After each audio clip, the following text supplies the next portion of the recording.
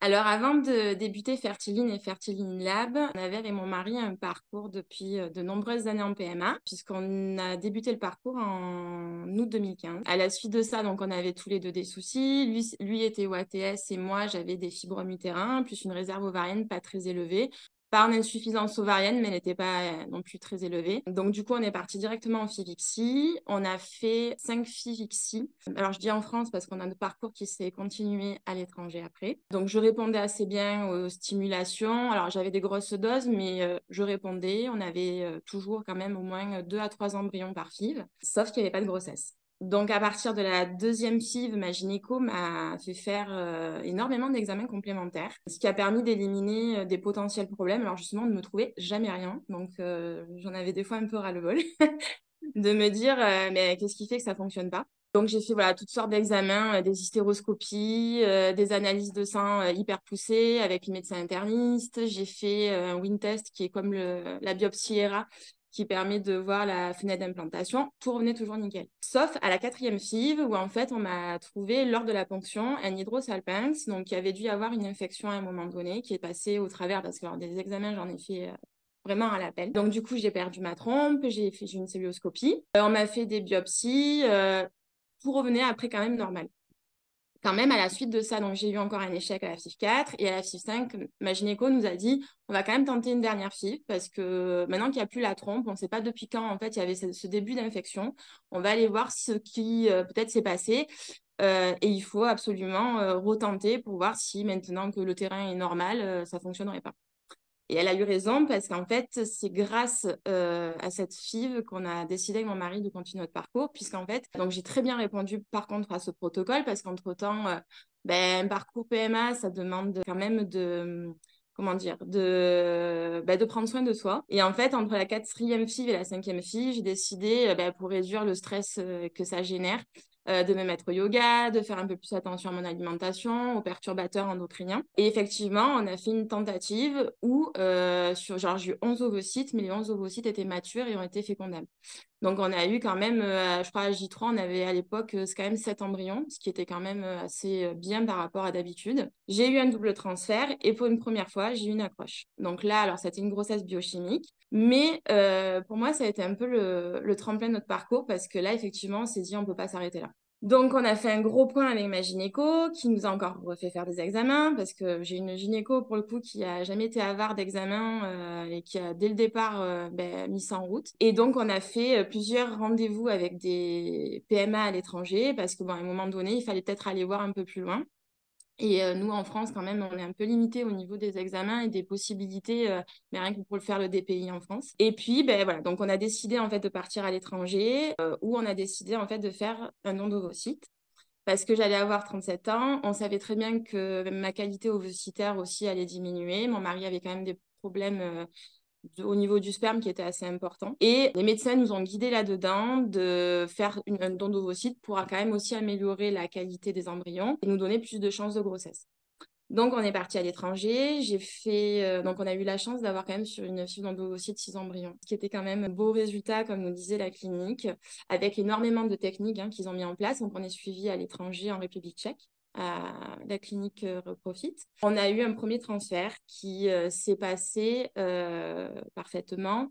Alors, pourquoi je dis parfaitement? Parce qu'en fait, j'ai, en plus des problèmes de fertilité, un problème physiologique avec mon col de l'utérus qui est coudé qui rend les transferts très, très compliqués. Donc, avant chaque transfert, il faut me faire une dilatation du col et tout et tout. On avait fait, la clinique en République tchèque m'a dit, pour ce premier transfert, on ne va pas faire de dilatation, on va tenter en faisant un test de transfert. Donc, on m'a fait un test de transfert, c'est passé nickel. Donc, du coup, j'étais quand même aussi assez confiante parce que ça m'a enlevé beaucoup de stress. Donc, le transfert s'est passé donc parfaitement. Et 2 semaines après, on a appris que j'étais enceinte. Donc, on a eu un début de grossesse qui s'est passé très, très bien. Le seul petit truc, c'est que j'avais quand même, on se rendait compte des difficultés à assimiler la progestérone. Donc, du coup, on a fait, à la suite de ça, le premier examen, enfin une première échographie. Et à cette échographie, en fait, on s'est rendu compte que j'avais un petit décollement au niveau de la poche de l'embryon. J'avais des petits saignements. Donc ça, c'est pendant 2 semaines, ça a duré. J'avais des saignements qui se sont amplifiés, des douleurs et tout et tout. On a continué les échographies, il y avait une activité cardiaque. Et en fait, à 7 semaines et demie, j'ai fait une fausse couche. On s'est dit, il nous reste des embryons. On a eu un vrai début de grossesse, ça peut arriver, donc on va quand même garder confiance. Donc on a fait, ma gynéco nous a fait faire une hystérosonographie pour quand même voir la cavité utérine. J'ai fait des prises de sang, tout revenait normal. On est reparti, on a refait un transfert qui s'est encore hyper bien passé. Je suis retombée enceinte, mais là par contre j'avais la progestérone dès que j'étais enceinte qui descendait en flèche. J'arrivais pas à bien l'assimiler malgré les traitements qu'on m'augmentait. Donc voilà, j'ai fait ma fausse couche. À la suite de ça, on m'a proposé de faire un matrice lab. Ma gynéco, avant de faire un matrice lab, m'a dit, écoutez, on va quand même d'abord faire une biopsie de l'endomètre parce que s'il y avait une inflammation, en fait, le matrice lab reviendra avec automatiquement une suractivité. Donc du coup, je fais cette biopsie de l'endomètre et là, on m'a trouvé en fait une endométrite chronique qui était présente. On ne sait pas depuis combien de temps. Ça se trouve, je l'avais depuis des années. Alors, au moins depuis la FIV5, puisque à la FIV4, j'avais fait une biopsie et en fait, c'était revenu tout à fait normal. J'avais fait la même biopsie. Mais du coup, on a mis peut-être le doigt sur quelque chose qui avait peut-être provoqué aussi mes fausses couches. Donc, j'ai fait une antibiothérapie, j'ai fait tout ce qu'il fallait, j'ai pris des probiotiques, voilà, parce que je me suis dit quand même, je vais aussi me retaper, parce que les antibiotiques, ça épuise le corps quand même. On est reparti, cette fois sur un cycle naturel, parce qu'il y avait toujours cette histoire de progestérone que j'assimilais mal. Et vu que j'ai des cycles normaux, j'ai des cycles de 28 jours, mes hormones fonctionnent assez bien à ce niveau-là. Ma gynéco et le médecin en République tchèque se sont dit, on va tenter sur cycle naturel. Ça s'est passé très bien, il n'y a pas eu de souci à ce niveau-là, sauf qu'arrivant en République tchèque, mon transfert a été hyper compliqué. On est retombé dans ce que j'avais vécu en France, en fait, des transferts qui durent vraiment très très longtemps, qui durent entre une demi-heure et 3/4 d'heure, ce qui n'est pas normal. On m'a passé au bloc opératoire pour me faire finalement un transfert en AG et finalement, l'embryon ne s'est pas accroché du tout. J'ai saigné, ça a créé des inflammations, donc c'est sûr que l'embryon ne pouvait pas s'accrocher. Comme en PMA, quand même, on a toujours ce truc de se retaper, de vite repartir, parce que c'est aussi ce qui nous aide à tenir. On a décidé 3 mois après de faire un nouveau transfert, cette fois pas sur cycle naturel, parce que chez moi, ça avait généré beaucoup, beaucoup de stress. Parce que mine de rien, quand on est suivi à l'étranger, il y a tout un timing, c'est épuisant psychologiquement. Donc, je préférais quand même retenter avec des hormones artificielles et qu'on me monte les doses de progestérone s'il fallait au bout d'un moment. Donc, on est reparti. J'ai retenté un transfert normalement, mais en fait, on s'était mis d'accord avec la clinique que si ça passait pas, on bascule à nouveau en AG. Et on m'a basculé en AG. L'embryon ne s'est pas accroché. Et j'ai eu à ce moment-là, en fait, à nouveau, une baisse de progestérone. Et il a fallu me mettre des doses vraiment de cheval de progestérone pour qu'elle puisse remonter. À la suite de ça, mon médecin en République tchèque m'a reparlé à nouveau de matrice lab. Je me repose à nouveau des questions parce que je sais aussi que matrice lab, le traitement est que pour 6 mois. Et moi, avec mon problème de code, il y a ce paramètre des biopsies quand même qui est très compliqué.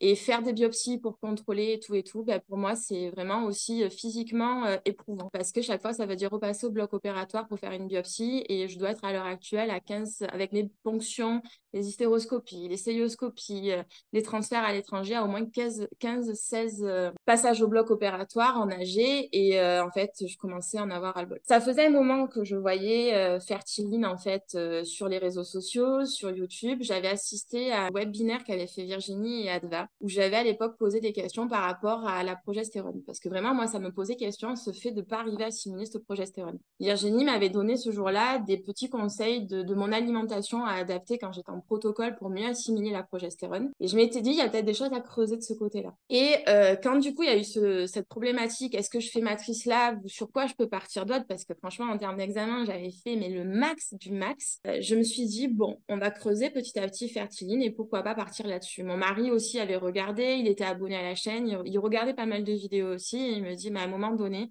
on a fait vraiment depuis toutes ces années du médical, du médical, du médical. Est-ce qu'il n'y a pas autre chose aussi qui finalement pourrait nous aider à trouver d'autres pistes dans ce parcours PMA? Parce qu'au final, c'est vrai que tous mes examens reviennent normaux et des fois, je me disais, mais c'est pas possible, il y a peut-être un truc où on passe au travers, enfin voilà. Et puis, c'est trouvé qu'il y a eu un concours sur Instagram de Fertiline où on pouvait gagner l'examen InLab et un suivi avec Virginie. Et je me suis dit, bon, je tente ma chance.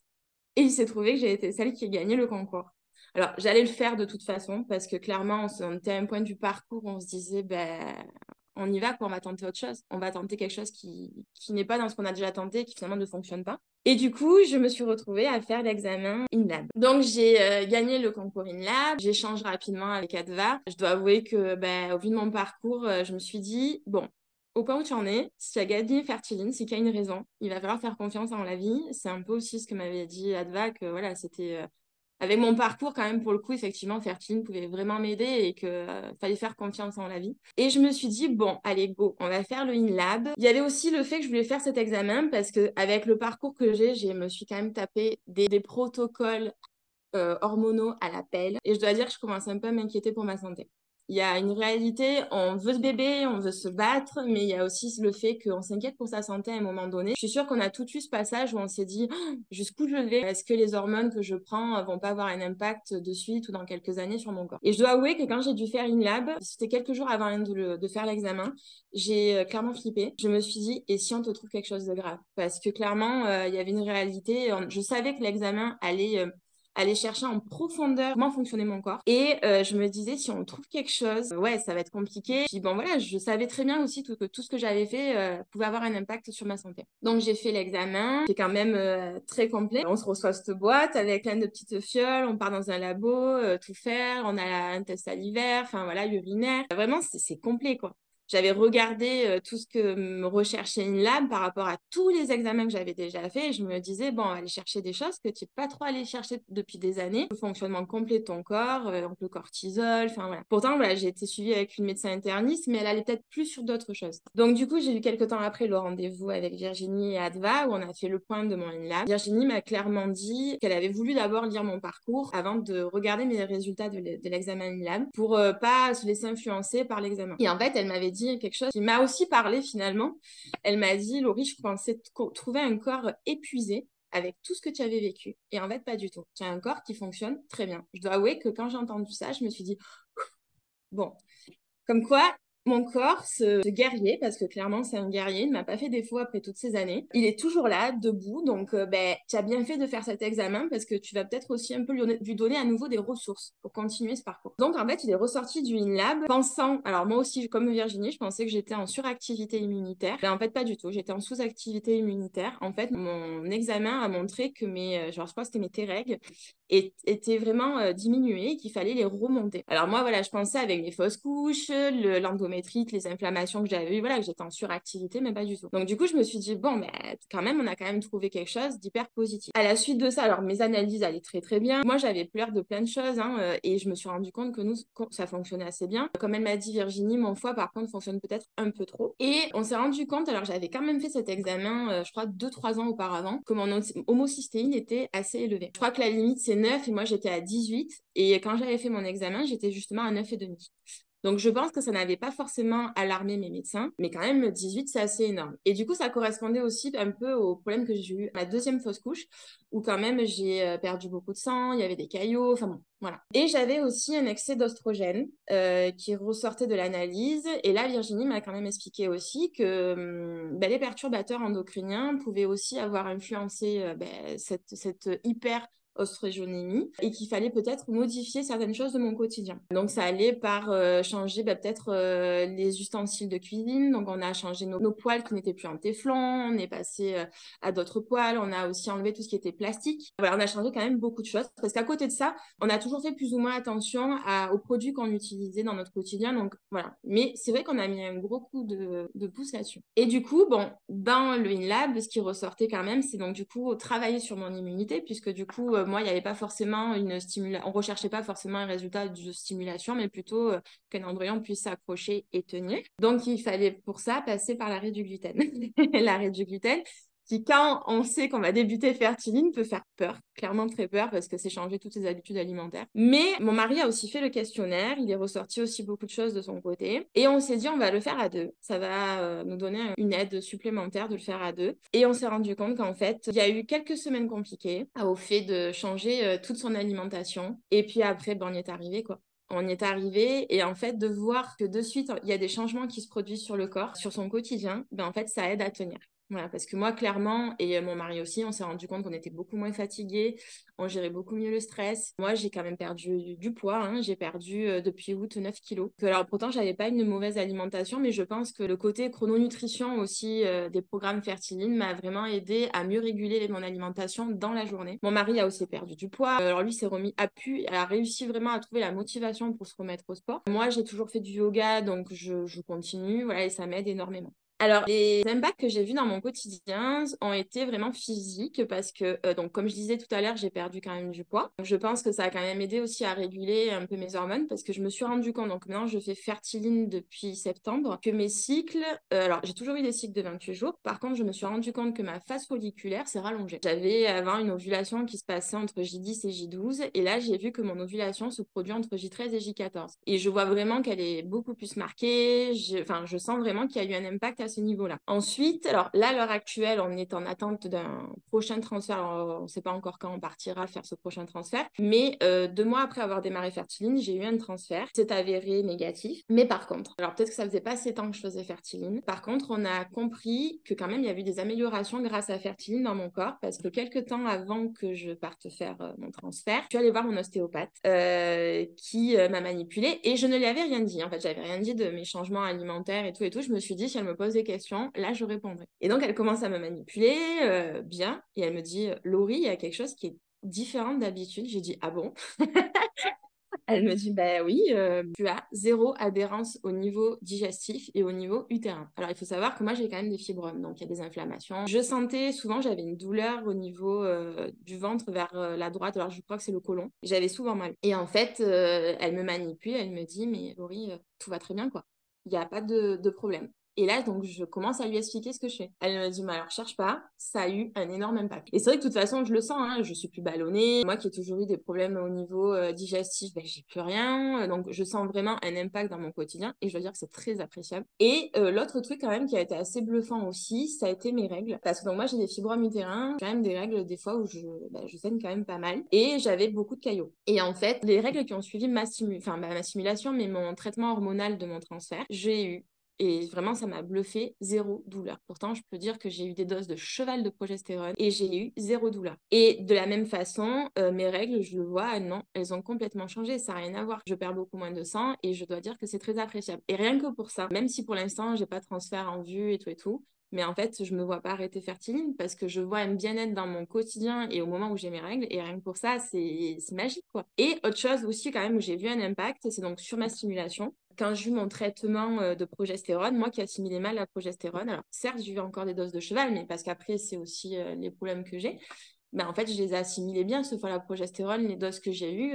J'ai pas eu de perte en fait de progestérone. Ma progestérone n'a pas diminué. Et du coup, je me suis vraiment rendu compte que oui, ça avait eu un impact assez positif, même si l'embryon ne s'est pas accroché et il s'est pas accroché certainement pour d'autres raisons, à nouveau à cause de mes transferts qui ont été compliqués, je vois en fait que ça a quand même eu un impact très positif. Qu'est-ce qui se serait passé? Alors, je pense que peut-être j'aurais lâché. Alors, je dis lâcher parce qu'en fait, bah voilà, j'ai un long parcours, hein, je suis épuisée. Et en fait, à mon dernier échec, je pense que si j'ai tenu, c'est grâce à Virginie Adva. Virginie m'a dit une phrase à mon dernier échec qui m'a fait me remobiliser, qui m'a fait tenir. C'est me dire, Laurie, il en reste un, on va préparer le nid. Et là, je me suis dit, non, lâche pas. Il faut pas lâcher, il faut faire encore tout ce qu'il faut pour que ça puisse fonctionner. Il y a encore des choses à faire. Peut-être que tu n'as pas assez fait longtemps Fertiline. Et il y a même quelque chose qui, du coup, aurait eu, je pense, un impact, c'est que peut-être j'aurais fait des examens médicaux qui, finalement, auraient révélé des choses qu'on a pu voir grâce à une lab, mais qui, par contre, auraient été compliquées, comme je disais tout à l'heure, à subir pour mon corps. Parce que chez moi, les biopsies sont compliquées. Et mine de rien, ce médical, j'en peux plus. Grâce à Fertiline, en fait, je me rends compte que j'ai repris possession les rênes, en fait, de mon parcours. Parce que du coup, c'est grâce à mon alimentation, grâce à ce que fait mon mari aussi, que je me dis, ben, en fait, tu es en train de reprendre confiance dans ton parcours, dans ta fertilité. Pour tout te dire, on commence à croire aussi à une conception naturelle.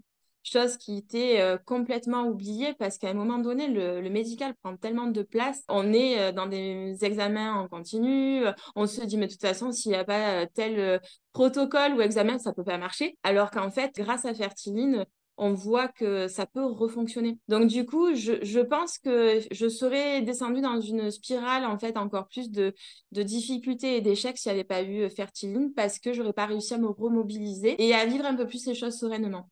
Et c'est vrai que se lancer dans Fertiline, ça peut être compliqué parce que c'est financièrement, ben, c'est aussi un coût. Et selon le parcours qu'on a, ben, on a déjà beaucoup de dépenses. Mais j'ai envie de dire qu'il faut quand même y aller et oser parce qu'en fait, il y a le médical. Les médecins nous aident énormément. Il ne faut pas le mettre de côté à avoir cet enfant. Mais Fertiline, ça aide aussi à se rendre compte que des fois, on peut peut-être passer à côté de petites choses. Et Fertiline aide à comprendre vraiment son corps dans sa globalité et comment il fonctionne. Et ça, c'est vrai que les examens, les parcours PMA font que des fois, on l'oublie et on aurait tendance à le mettre de côté.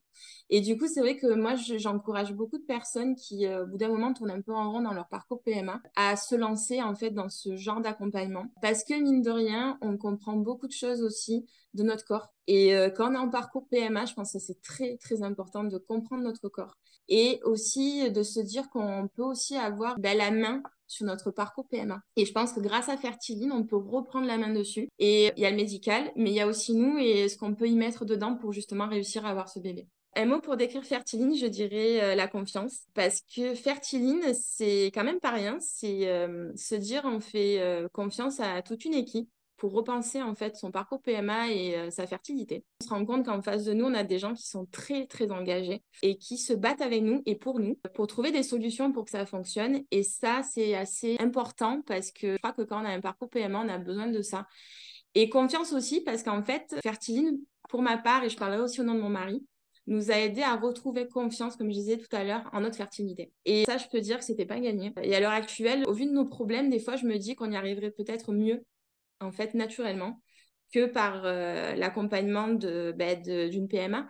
Parce que, bon, voilà, comme je disais, moi, il y a un souci quand même physiologique. Et finalement, naturellement, on pourrait dépasser ce souci physiologique, même si j'ai plus qu'une trompe. Mais on sait aussi que des fois, ben, en PMA, il y a des choses qui arrivent, des belles choses et qui ne s'expliquent pas forcément. Et c'est vrai que moi, j'ai retrouvé confiance ben, dans le fait que ça peut fonctionner. Il y avait une spirale d'échecs dans laquelle on était, de fausses couches, d'échecs d'implantation.